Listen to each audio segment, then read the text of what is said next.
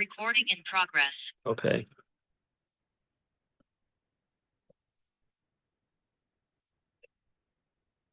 Okay.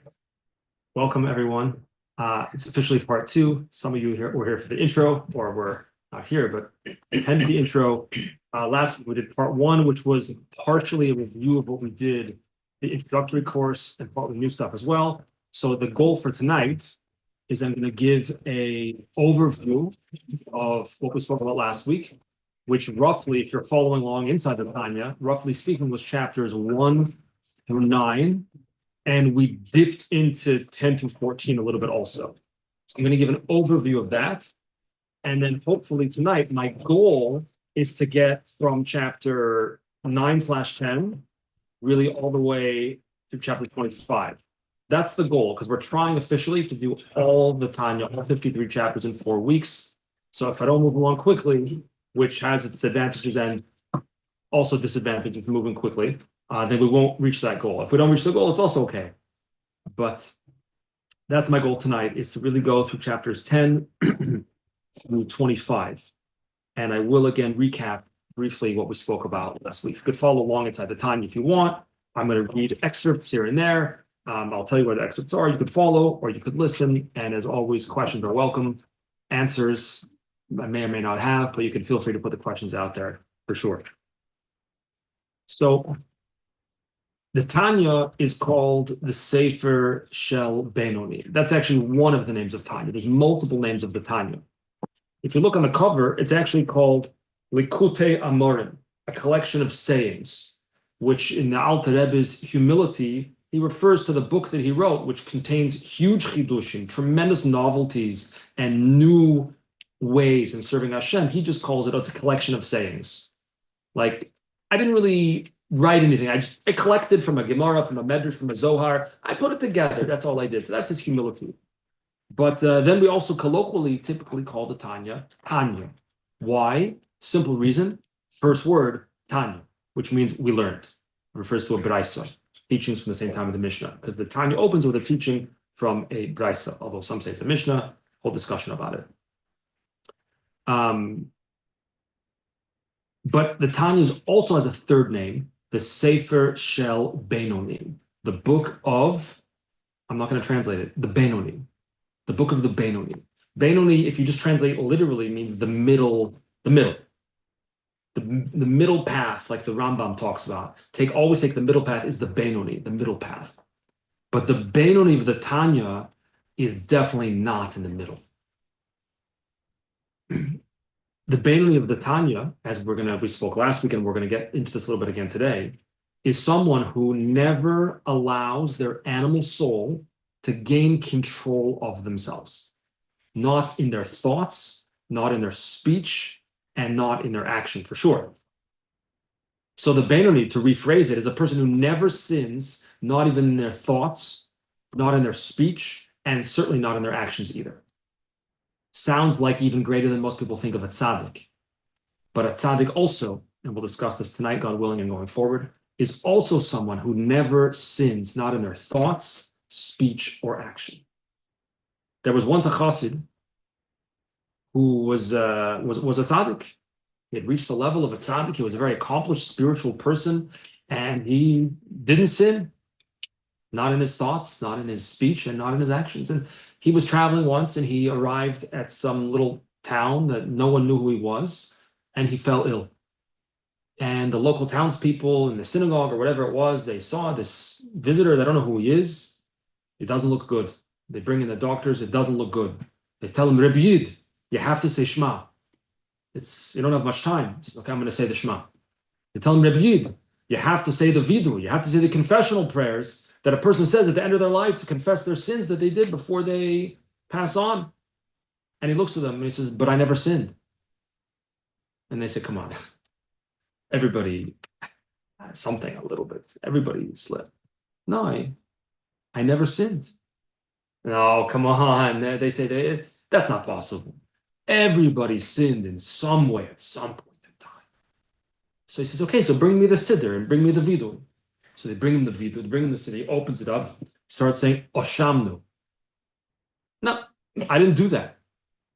Bogadnu, I acted treacherously. I'm not sure if that's the best translation. No, I didn't do that. Gozalnu, we stole. I never stole anything. Who would steal? I never stole anything. And it keeps going through the whole thing like this. And each one, I never did that. Finally, he gets to Lalamid, Latsnu. We scoffed. We made fun. He says, that I did. But the way I made fun of the Misnagdim, the opponents of the Chassidim, I don't regret that now either. So that it's a humorous story, but it's meant to point out that it is conceivable a reality where a person is able to control themselves always. It sounds far off, but such a thing is possible. You could have a guy traveling from city to city, falls ill somewhere, but he controlled himself his whole life. He never allowed his animal side to express itself and to gain control of his machshava, dibur, or maisa, his thought, speech, or action, which, as we discussed, are the three so-called garments of the soul. Let's backtrack a little bit, right? Just to do the quick, now we're going to do the review from chapters 1 to 9, basically. Two souls, animal soul, godly soul. You get the animal soul at birth. It's what makes you a human being. It's what makes you alive. You could call it your human soul almost. Then you have a godly soul. It starts entering into you at conception / birth, but only fully enters you when you become bas mitzvah or bar mitzvah for a guy. So that means in plain English, that the animal soul has at least a 12-year head start of practice, of honing his skill to try to engage in his or her animalistic desires. Two souls. Each soul has basically the same spiritual anatomy, and that is there are 10 soul powers, the Eser Koichos HaNefesh, which are you could call them the 10 faculties of the soul. You could call them the potential of who you could be, who you are at the core. For the most part, whoever you are is who you are. You can't change your core. You can't change who you are. Although, spoiler alert, later in the Tanya, around chapter 17, he is going to start to slowly drop the hint that while you can't completely change who you are at the core, you could polish the surface a little bit. You could sand the rough edges a little bit to become a little bit more sensitive. But so all of these 10 soul powers, the language of Kabbalah, Chachma, Bina, Das, Chesed, Gevura, we're not going to go into the details of those, because then for sure we won't finish the overview of the time. It's interesting, it's fascinating, it's important to know, but for now we're going to gloss over it. Of course, if specific questions or relevance comes up, put it out there and we'll try to address it. So both the animal soul and the godly soul have the Eser Koichos, have the 10 soul powers. Again, that's really your potential. That's who you are at the core. Now, then on top of that, or let's say in addition to that, we have our garments, the clothing, so to speak, of our soul. A garment is a mode of expression. Just like I wear certain type of garments when I go to a wedding. I wear another type of garment. Well, I usually pretty much wear the same thing, but they say, why do Orthodox Jews always wear black and white? So we have a lot of formal occasions. This way we're always ready. But you get the point. A garment is an expression or the way you want others to perceive you, the way you want others to look at you, at least on some capacity, right? So our soul also has garments. That is the way that the soul expresses itself. We have 3 garments, machshava, dibur, and maisa, thought, speech, and action. And those are the ways that my soul expresses itself. So you try to get into the hole and tunnel, there's one lane in. I don't know if there's actually one lane in, but it's one lane in. So it's the animal soul and the godly soul are both driving, and they both want to get in to express themselves through either your thought or your speech or your action, or maybe all 3, but you can only think one thing at a time. So it's either going to be a thought that's coming from the animal soul, or it's going to be a thought coming from the godly soul. Because you can only think one thing at a time. Now, person might be ADD, ADHD, whatever it is, or I had a rabbi used to say, I'm ADD. But either way, you could think one thing at a time. What's it going to be? I don't know. Who's going to merge? Who's going to yield to who? That's the question. Who is going to yield to who? Are you going to yield to your animal soul and let the animal soul zip in first? I'll take control of this person's thought, of your thought, or your speech, or your action. Now, again, for the sake of clarity, that doesn't necessarily mean that the person does an Aveira. It's not a sin necessarily to think animalistic thoughts or to speak animalistic thoughts or even to do animalistic things. There's no sin about that by definition. It might become a sin or it might be a sin, depends what exactly the animal soul wants to do. But in and of itself, doesn't mean you're a bad person. It's not an Aveira. It just means, in the language of the Tanya, that you're not a Benoni. Because a Benoni always retains control. He never yields to the animal soul. The animal soul's still there, driving and speeding up and trying to get in, but the person who's the Benoni has not mastered their insides. One second, has not mastered their insides. There's still a battle, or as the Alter Rebbe uses the word milchama. There's a war going on inside of the Benoni, but the Benoni manages always to retain control of himself, meaning of his thought, speech, and action. So while there's challenges, there's even a mamash milchama, a battle, but somehow, and we have to learn how a little bit, and really it's actually very simple. Can you control yourself? I hope so. If you can't control yourself, we better have a different conversation. Everybody can control themselves. Sometimes it just gets hard if you have to do it over and over and over and over again, and if the struggle is too much. But we can control ourselves. So the Tanya says, good, so control yourself, and then you'll be a Benoni. You had a comment or a question? Yeah, because if we were saying that a Benoni is somebody who never sins in thought, speech, or action, but anything that the animal soul isn't inherently a sin, so why would that be a problem to do something that the animal soul wants? That's a wonderful question. It's not a problem in and of itself. It's not a problem. It just means you're not a Benoni. And the Alter Rebbe is suggesting in the Tanya that we don't have to be just another animal, but elevated, like not like a real animal, like a human animal, right? I have the potential, and we all have the potential to be just a little bit more, or more than a little bit more, than another animal, albeit the most elevated of animals, a human animal who's capable of thinking and feeling and philosophizing and yearning and inventing. But the Tanya says you could be godly rather than just suffice to be another type of animal. So while there's nothing wrong in theory with thinking animalistic thoughts, but why live the life of an animal, pardon me for saying it, when we could live a more elevated life? And that's really the goal of the Tanya, is to elevate our lives to a higher place, to elevate the conversation. Does this address your questions? Sort of. So you're saying not only does the Benoni not sin, but they also have no like base instincts. They absolutely have the base instincts, very much so. They just don't allow those instincts to control them. They let the godly instincts control them. Right. Like we used to say in Shiva, you know, when it's 2:15 and it's lunchtime, who says you have to jump out of your seat and run down for lunch? Just because the clock says? Just because you heard the guys from the younger yeshiva division who was in the base medrash upstairs, you could hear them trampling down the stairs. You could literally hear it. The steps going down. So I have to, now I'm going to race for food. I'm going to race down to beat those younger kids. Curse them. Those younger kids, I'm going to beat them down to lunch. So I get the soup first. I could. Is that wrong? It's not wrong. I'll just be an animal.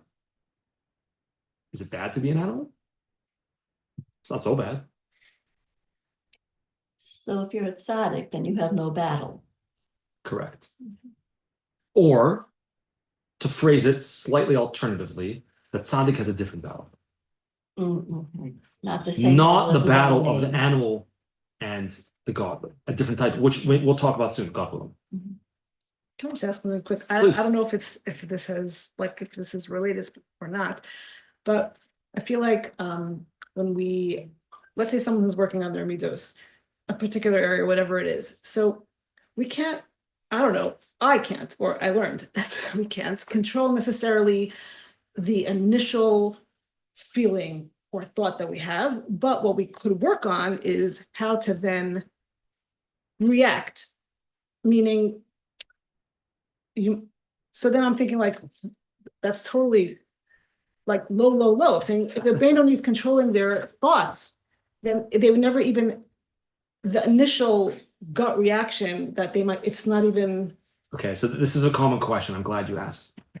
So first of all, to clarify, I hope we can clarify this, that the Benoni very much has all sorts of desires.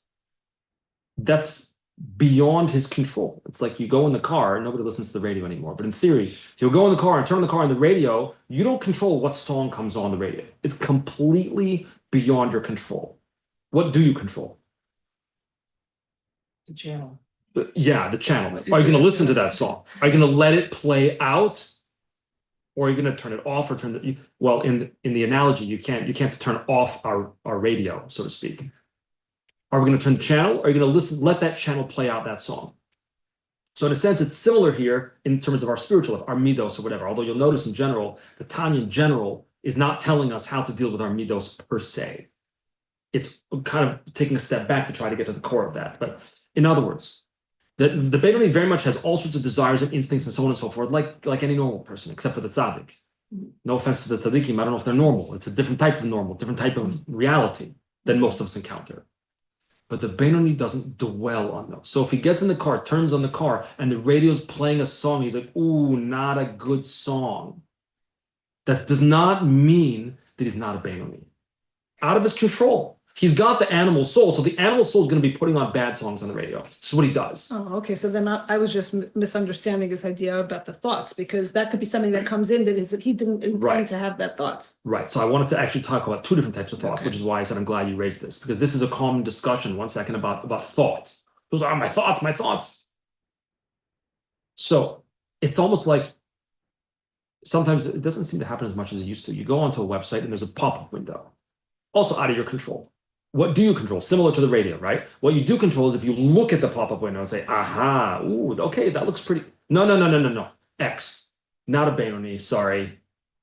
You let it go. You dwelt on it for even a moment, really. So the Benoni that has the pop-up window out of his control doesn't mean he's not a Benoni. The Benoni right away goes X, the red X, close it, done. Okay. But that's in other words, there's two types of thoughts. There's a thought that pops into your mind, that's like the pop-up window. Out of your control doesn't mean you're not a Benoni, close the window. But then there's another type of thought, which is what many people often think of when they say thought, which is more of a deliberate, conscious thought. Mm-hmm. So if the person goes with that, yeah, the person's not a Benoni anymore. If they allow themselves to follow the thought, to carry the thought, and it doesn't have to be about a sin. It could be anything that's derived from the animal soul. Again, the Alter Rebbe has high standards. He expects this of all of us and thinks that we're actually all capable of it. And again, if you want to make it in really plain English, it's actually very, very basic. Just control yourself. That's it. Just take control, get a grip, and move on with your life. And don't let Mr. or Mrs. Animal Soul get first into the whole time. That's it. It's the whole time. So yeah, there's the distinction between a conscious thought that we dwell on even for a moment, as opposed to the thought that's more like the pop-up window or the song on the radio, and we just, change the channel. You still had a question or a comment, was it? I actually been thinking about this like all week. So the Chazal call Yosef a tzaddik, but he not only like he actually dwelt on doing the Avera, and I'm sure Chazal knew all definitions of the word tzaddik when they were calling him that. So we spoke about this, I think, on Shabbos a few weeks ago. I think when it was the Parshas of Yosef, we spoke about this. But just briefly, people ask this question about all the tzaddikim: Moshe Rabbeinu, Yosef HaTzadik, David HaMelech.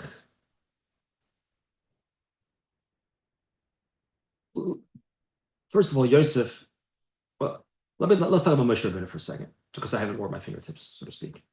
For each of these tzaddikim, or think about Reuven. Reuven moved his father's bed, which the Chazal say was a sin of some sort.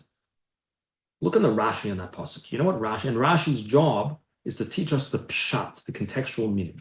It's not Kabbalistic, it's not Chassidic, it's not Medrash, it's not Remez, it's the pshat, the contextual meaning. You know what Rashi says over there about Reuven who sinned? Rashi says, black and white, anyone who says he sinned is mistaken. So there's layers of understanding, and even on a pshat level, I don't mean some fancy Kabbalistic interpretation.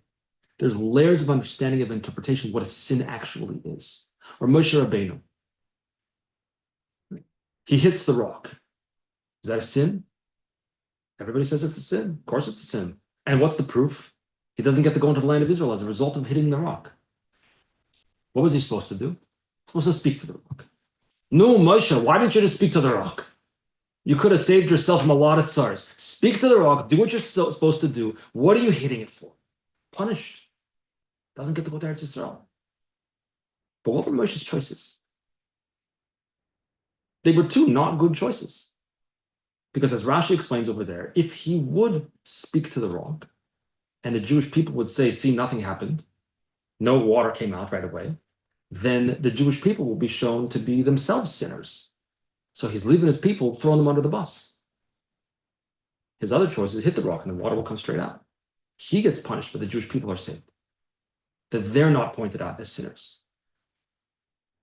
Between a rock and a hard place, literally. What's the right choice? Moshe Rabbeinu doesn't get to enter the land of Israel. Instead, he gets to stay on the outside of Israel with the Jews who didn't make it into Israel. So everything has its context and its approach and its view. David HaMelech, Yosef HaTzadik, each action has the way it's viewed typically as a sin, or maybe it was also a choice between it, like you mentioned before, a different type of battle. It's not that there was no battle. There was a battle. Moshe Rabbeinu had to choose. Am I going to look out for myself or for my people? He chose to look out for his people, not himself. So that's considered a sin. But is it a sin? Depends how you look at it. So we could extend this to really all the tzaddikim, at least according to the Tanya, for sure. But I mean, I think Yosef's sin was like he was actually about to do it, and then also Chazal make sure to point out that he's Hatzadik. Like for the other tzaddikim, they don't necessarily point that out. Right. So with Yosef in particular, first of all, you're talking about a 17-year-old guy alone in the palace. She's grabbing onto his clothing. Who would pass such a test? And many of them, unfortunately, discussed this. And we spoke about this in Shabbos a few weeks ago. Who could have expected him not to sin? Of course he's going to sin. What's the question? A 17-year-old guy alone. She's literally tearing his clothing off him, or attempting to. But he doesn't. So where's the tzidkus? What makes him a tzaddik there? He entertained the thought, he entertained the idea, he had to see the image of his father. It's a complicated story. In the end, he's strong. In the end, he doesn't succumb. Was he a tzaddik? Always was. It is, but even though we said generally a person doesn't become a tzaddik, but there are times when a person becomes a tzaddik. Either way. Let's move a little bit forward, because the topic of the tzaddik is something that, although the Tanya has for sure a unique view on a tzaddik, I would suggest let it marinate. That's what I would suggest. Let it marinate. Is that okay? So let it marinate for now? Okay. When you let the food marinate, it gets better. Okay. So we have these two, we have the person with the two souls, and they're at a conflict. So that's a war. That's chapter 9. Chapter 9 talks about the war between them. Chapter 10 is outcome number 1, tzaddik. Because in the end, there is no war between the animal and the godly. The animal soul either basically hibernates like a bear and is effectively non-active, or is transformed to basically a second godly soul. That's the tzaddik. So the tzaddik doesn't have the challenge that the rest of us have. Again, different challenges. Chapter 11 is another outcome. Russia. Russia translates as evil, bad person, but let's not use that translation. Let's just call him a very lovable person who occasionally, maybe frequently, maybe not frequently, allows their animal soul to gain expression in their thought or speech or action. That person, in the language of the Tanya, is called a Rasha.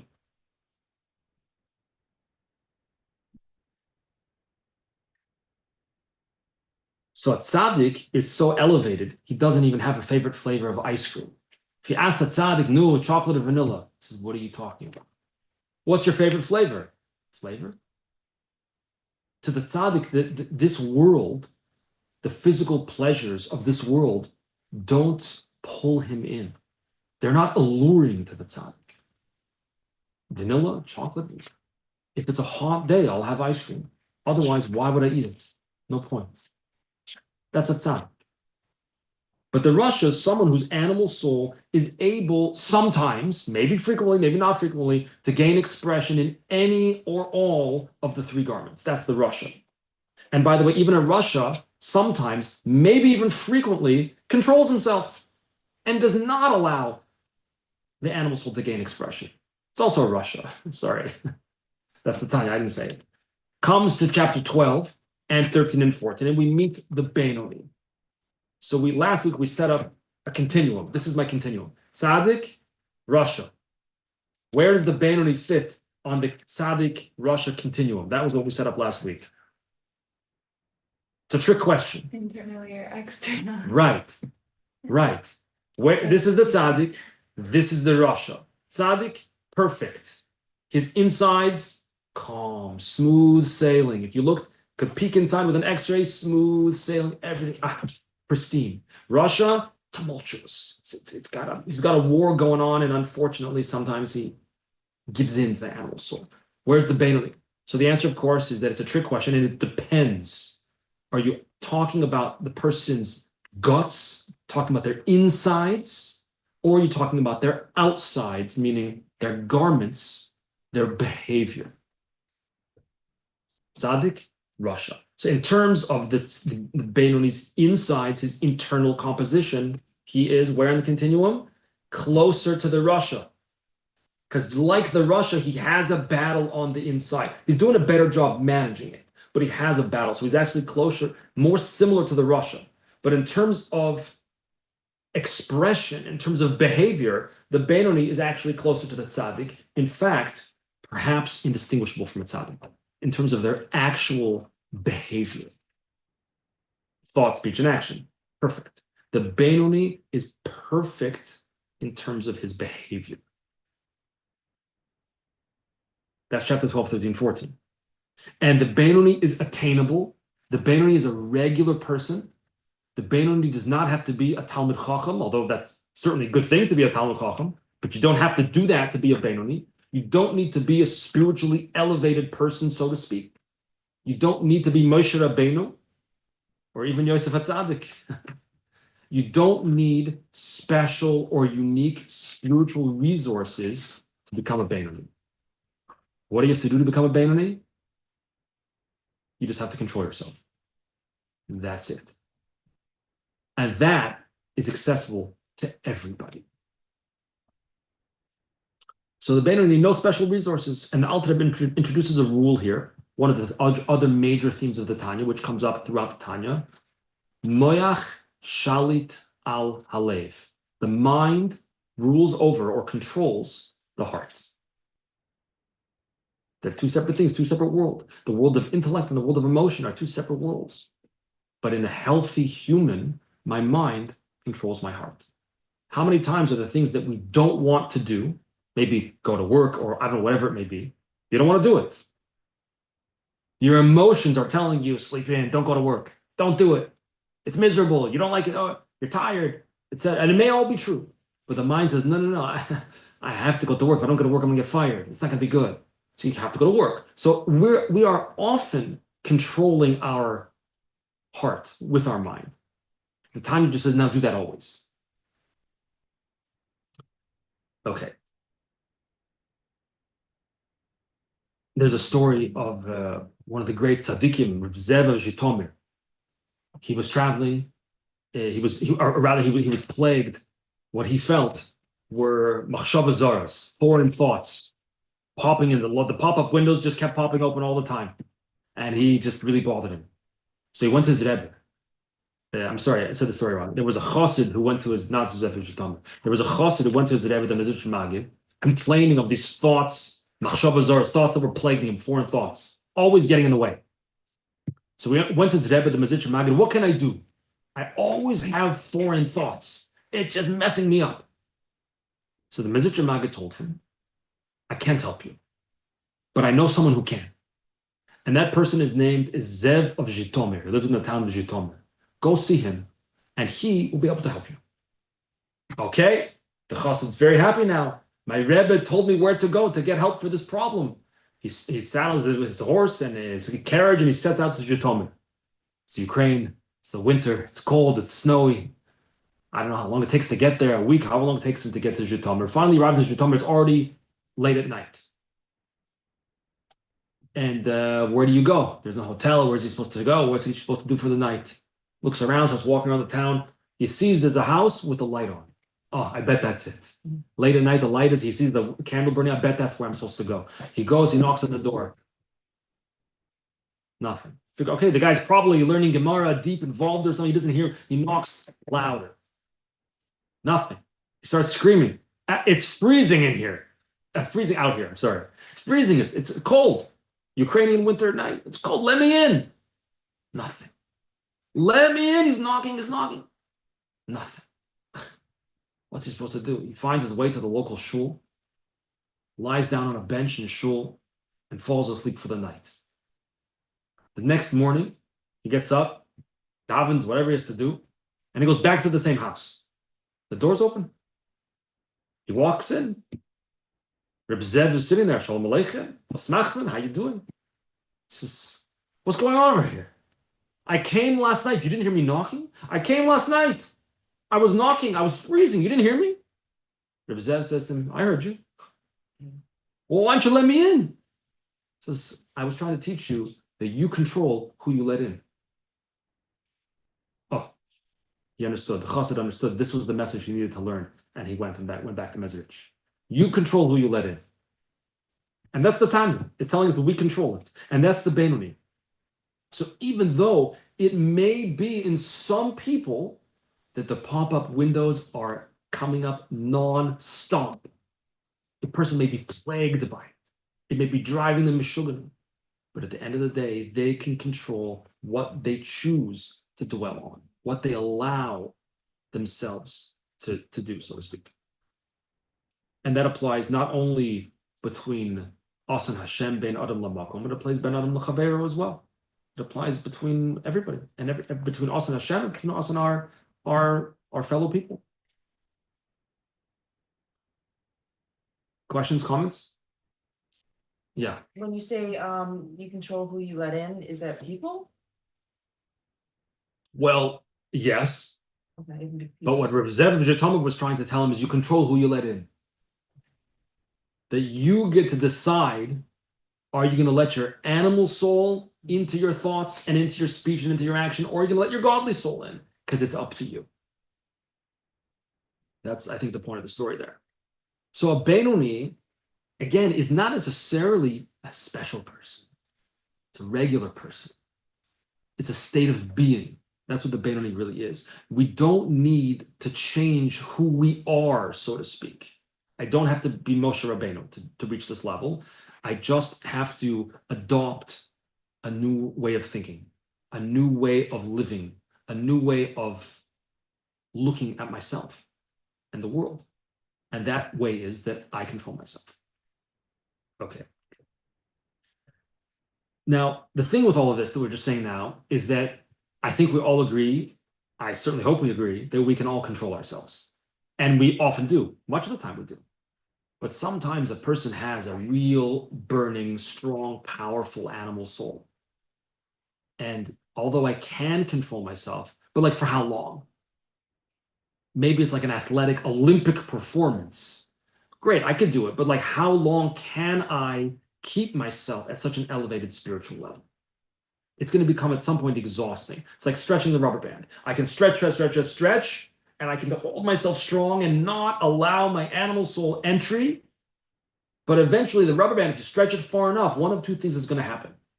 Either it's going to bounce right back to the way it was before, or it's going to snap. Neither of which are good options. So stretching the rubber band isn't sustainable. So if I'm always trying to perform, to operate on such an elevated level of complete mastery of myself, it's going to become emotionally, spiritually exhausting. So what we need to try to do is, instead of stretching the rubber band this much, we need to bring our insides, so to speak, a little bit closer to what our aspirations are. So while the Tanya has and the Benoni has tremendously elevated aspirations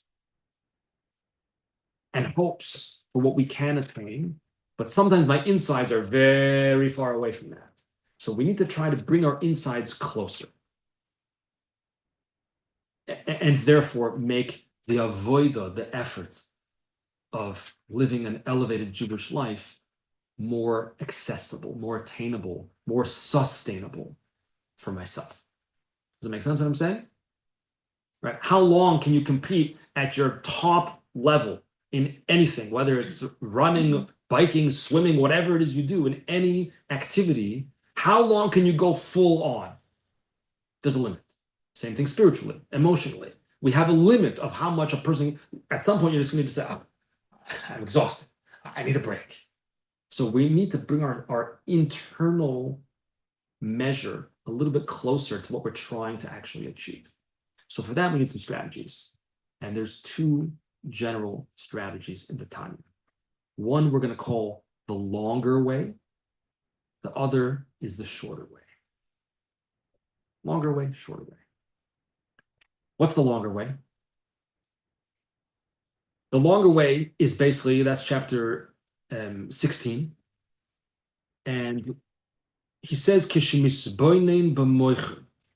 when you contemplate in your mind, you contemplate the greatness of the infinite light of Hashem.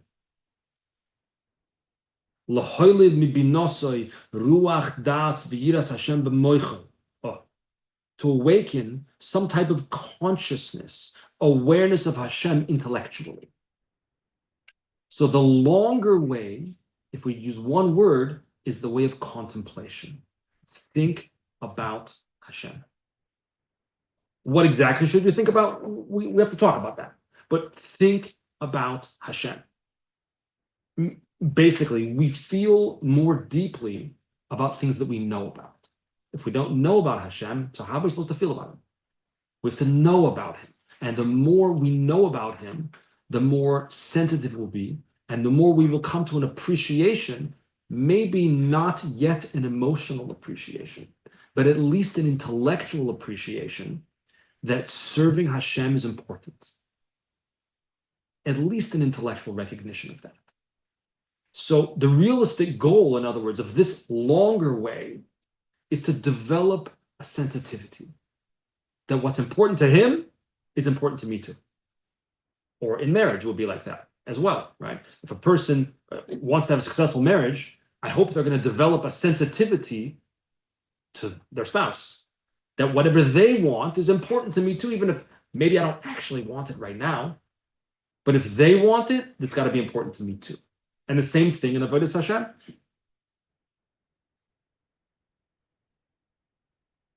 Now, the advantage of the longer way is that when we actually achieve that inner change, it's much more permanent because we worked on it and it required contemplation and effort. And so therefore, when I experience that type of change, that now I have at least some type of intellectual appreciation that serving Hashem is important, it's real change, it's lasting change. That's the longer way. What's lacking in the longer way?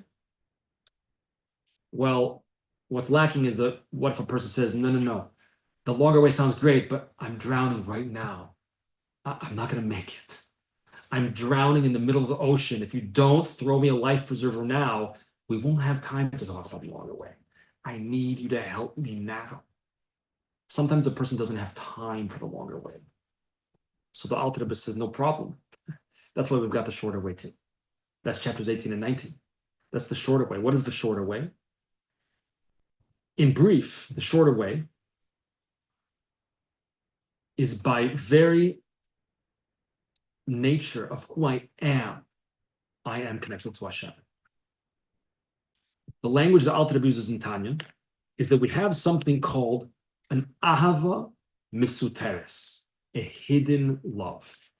Every single one of us are born with an ahava misuteres, a hidden love. We'll speak about that in a second. All I have to do is access and open up that hidden love, and that will save me. That is my life preserver when I'm drowning in the middle of the ocean by my animal soul. When I just seem like I can't control myself anymore, it's just too much, throw me a life preserver, boom, here's your hidden love. You've got it, I've got it, we all have it by virtue of who we are. So what's a hidden love?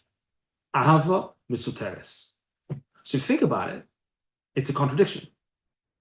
Ahava, love, is an emotion. An emotion is expressed. Misuteres, hidden, means it's hiding. So which one is it? Is the hidden love expressed or is it hidden? It can't be both. But again, love or any type of emotion typically is expressed. But here we're saying it's an expressed thing. It's a midah. It's an emotion. It's ahava, but it's misuteres. It's hidden. Which one is it? So the answer, obviously, it's both, obviously. What is ahava misuteres? Ahava misuteres is a love that each of us have inherently. We're born with it. We did nothing to earn it other than be a child of Avram, Yitzchak, Yaakov, Sarif, Gerach, and Leah. We did nothing to develop it. We did nothing to enhance it. We didn't earn it. We just have it. It's our DNA. But it's usually latent. Instead of calling it perhaps a hidden love, we might want to call it a latent love. So when does it come out? When does it get expressed? When it's threatened. When it's threatened, it comes to the surface. It's like the child that's with his mother. Child's doing great. I'm with mommy. Everything's fine. Now take the child away from mommy. What happens? Start screaming and crying, mommy, mommy, mommy. Why weren't you crying, mommy, when you were with mommy? No, what do you mean? I was right there.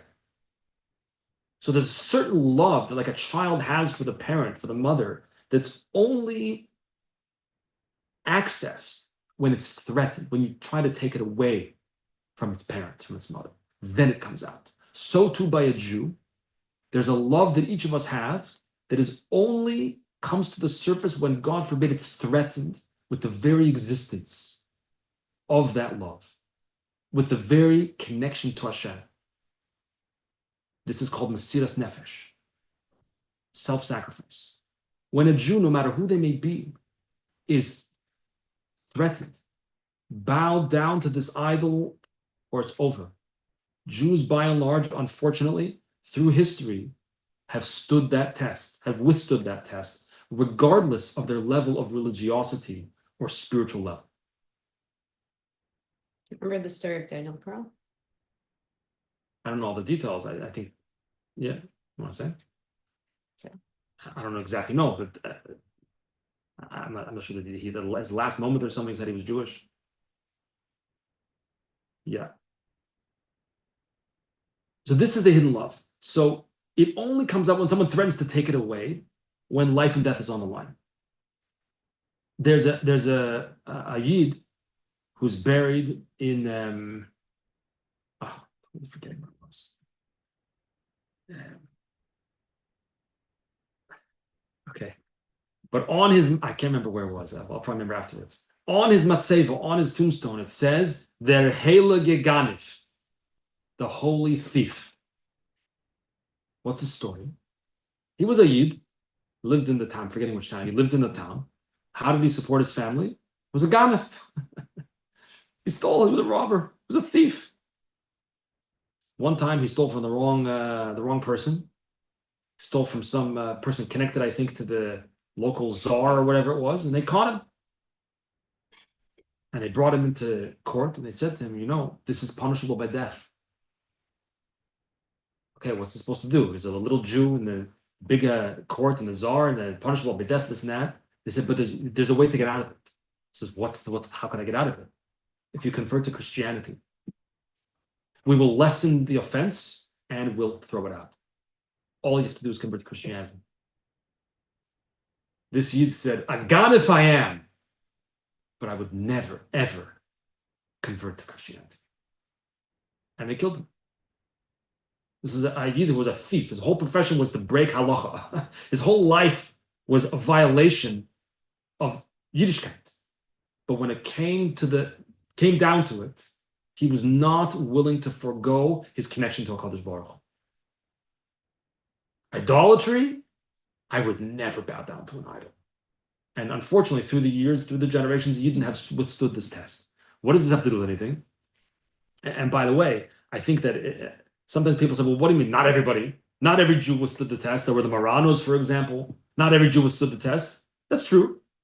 I think the exception proves the rule. The fact that we talk about Marranos or others who didn't pass the test is because most Jews do pass the test. And that's by and large, that's the Ava Musuteres coming out. That's this hidden, latent love that comes out. When does it come out? When it's threatened. When it's threatened? 1 second. When is it threatened? When a Jew is told, bow down to an idol. For that, a Jew says, no, no, no. That we want to. And we heard even recently, this young woman, Agam Berger, who was Rahman al-Atzlan, taken by Hamas Yimach Shemam. I don't know how to confirm this, but all the reports I read, she kept Shabbos. She like in the face of her captors, these Rishoyim, she said, I'm not going to desecrate Shabbos. Who does such a thing? Who does such a crazy thing? There's a halachic obligation even for that? Who lives like that? And I heard also she wouldn't eat the meat. Who lives like that? But you know who? Yidden live like that. Religious, not religious, has nothing to do with it. How many pages of Gemara you know? How many this, that, how much, whatever, how much tzedakah you've given? Nothing. Has nothing to do with anything. By the virtue of who we are, we won't deny our connection with Hashem in this most fundamental way. Question or comment? So why isn't the short way permanent? That's an excellent question. Why isn't it permanent? So first of all, it could become permanent. That's first of all. Yeah. But second of all, because in general we see that when something happens, when a person is under duress, is in an extenuating circumstance, So you just fall back the way you were it before often, once it's off, once it's finished. because you didn't do anything to earn it. All right. The longer way, the way of contemplation, is like taking the sandpaper and slowly, slowly sanding down the rough edges. Then you affected actual, it just took a while, but you affected actual change. It's like history, it keeps repeating itself. It keeps repeating itself. Keeps Yeah, repeating okay. itself. Mm.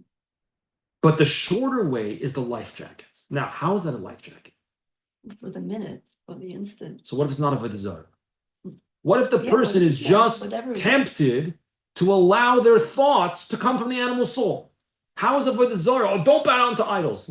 Who's bowing to an idol? I'm a frum Jew. I would never consider bowing to an idol. Like, come on. We were speaking about someone who's not even frum, won't even do it. I for sure won't do it. I think. I didn't say that. Chas v'sholom.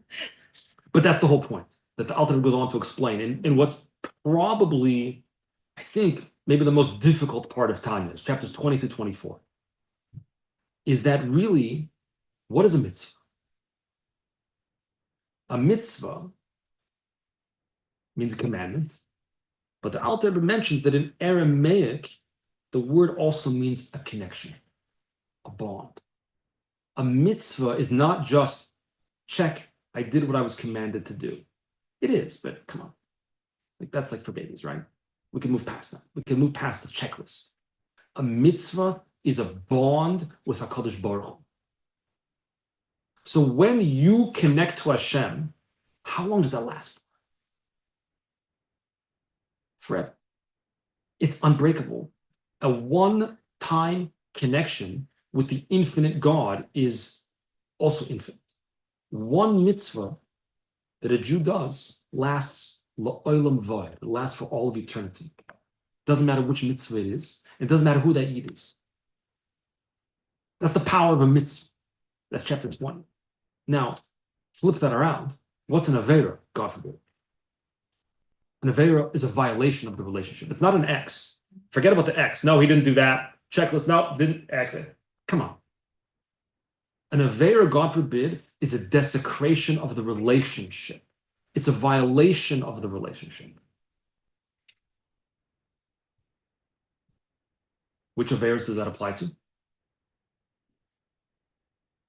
All of them.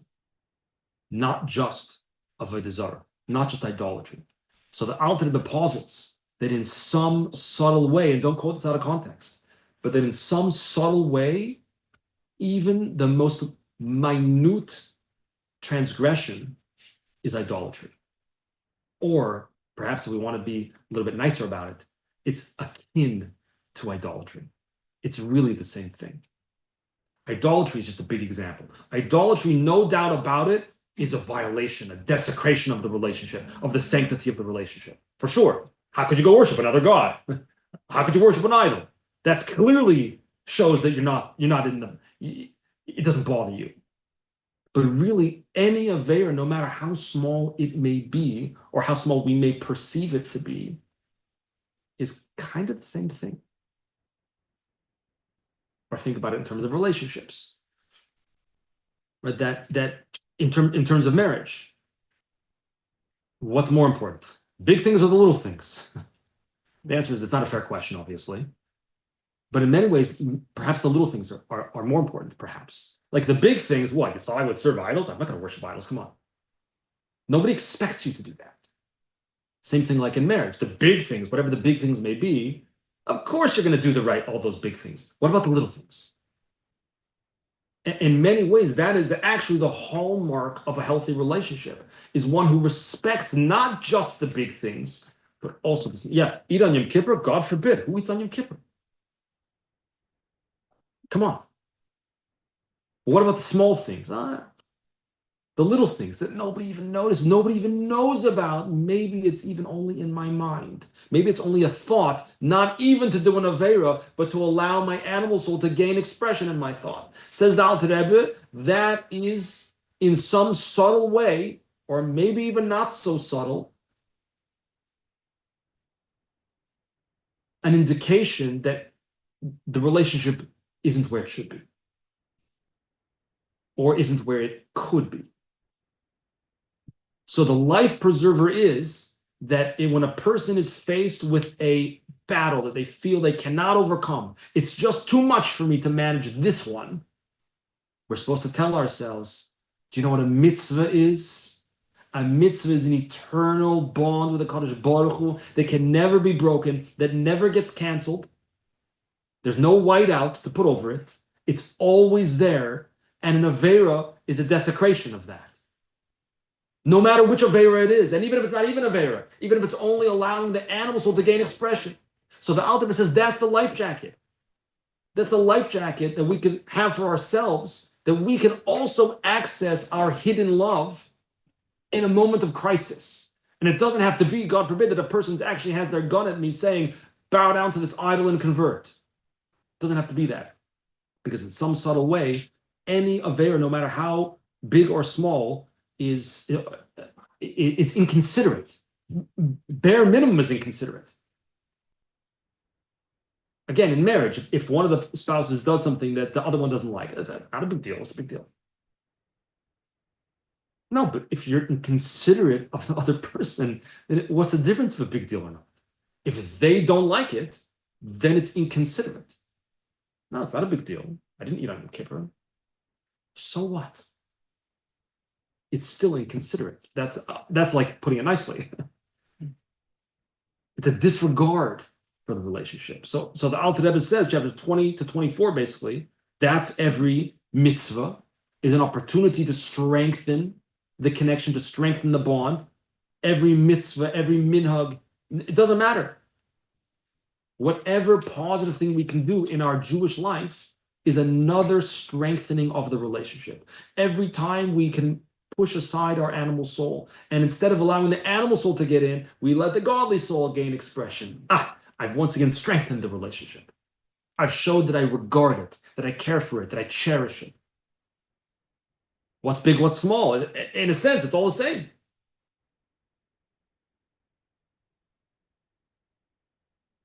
So the Alter Rebbe, chapter 25, that just as a Yid, including myself, would be willing, God forbid, to undergo pain and suffering, physical pain and suffering, God forbid, rather than be separate from Hashem, rather than worship an idol, God forbid, so too, any sin is the same. Because any sin is I don't want to say showing a contempt, but is in a sense severing my connection with Hashem. So I cannot allow that to happen. So I should be willing to endure discomfort, not only that I shouldn't bow down to an idol, but that I should be good with everything in Yiddishkeit. Now, again, the short way very well could be exactly what you need right at this moment to get up off the couch and do what you need to do. But generally speaking, because we didn't do anything to earn it, it's a little more fleeting. Generally, there's always exceptions. Also, once the danger passes. But right, exactly. Oh, yeah, okay. Yeah, okay, all right. Yeah, it's good. It's Oh, good. Yeah, Right. Now, some people, by the way, one moment changes their whole life. Mhm. And that's all it takes. The famous story of Elazar ben Dordaya, towards the end of his life, he spent his whole life immersed in the most egregious sins. Whole life. The end of his moment, something happened, boom. In an instant, he did tshuva, became a tzaddik in that instant, and passed away. A voice from heaven came out afterwards that he was koinoi lama b'shah achas. He acquired his world, meaning the entire world to come acquired b'shah achas in a moment. Chassidus points out, what does it mean sha'ah achas? In one, sha'ah means an hour, right? Mhm. It means a moment, really, contextually. In a moment. Chassidus says, you know what else sha'ah means? Sha'ah means to turn. Like Velkai Velminchosai, loy sha'ah. Sha'ah means to turn. He acquired everything. How quickly did it take him to acquire his entire portion of the world to come? You just have to turn around. All you have to do. And that's all we have to do. Is turn around. It takes a split second. You want to say or ask something? Something about the short way that like it makes sense to my mind. I don't say it's a good example. Sometimes you hear these crazy stories like a child is under a truck and the mother like is able to lift the Yes. truck. So you can't. That's the short way. Just like Right. you can't you can't like expect that to when you need to lift your groceries. Yeah, I was so strong yesterday. Then you're gonna need help. That's funny because remember what? When we first got married, I was in Koilel in Morristown, New Jersey. Yeah, I remember. 21 Tikva Way. The yeshiva owned property, real estate near the yeshiva, and they called it Tikva Way, the Way of Hope. We were apartment 21. It was upstairs. And we ordered a bookshelf. Maybe I don't know, recently married. Maybe I wanted to impress my wife. I don't know. The bookshelf was delivered. I picked it up and carried it up the stairs. Like nothing, no problem. And then a second one came. The second one came, I couldn't lift it. Stop, a silly story. But questions, comments? Okay. To try to wrap up in a minute. Two souls, animal, godly.